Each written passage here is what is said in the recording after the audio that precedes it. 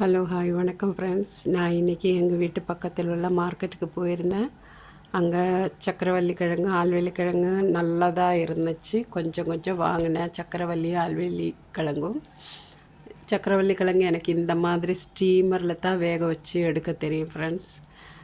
Cut பண்ணி போட்டுண்டு நான் அடுப்பில் போட்டேன்னா பக்கத்துலேயே நிற்பேன். ஃபோர்க்கு வச்சு குத்தி குத்தி பார்த்து எது வேகுதுன்னு தெரிஞ்சு வேகிறது எடுத்து தட்டில் வச்சுட்டு பக்கத்துலேயே நிற்பேன்.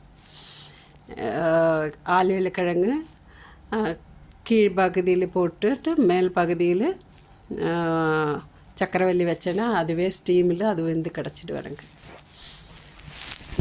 சாப்பிட்றதுக்கு ஒரு மிளகா சட்னி ஒன்று பண்ணேன் ஃப்ரெண்ட்ஸ். அப்படி பண்ணால் தான் என் மகளோட பசங்க கொஞ்சம் சாப்பிடும். 1-2 கிழங்கு சாப்பிடும். பாய் வணக்கம் ஃப்ரெண்ட்ஸ். அடுத்த வீடியோவில் பார்க்கலாம். என்னோட தமிழ் நல்லா உச்சரிப்பு இருக்காது, மன்னிக்கணும். எனக்கு இப்படி தான் பேச வருது, அதனால் மன்னியுங்கள். பாய் வணக்கம். அடுத்த வீடியோவில் பார்க்கலாம் ஃப்ரெண்ட்ஸ்.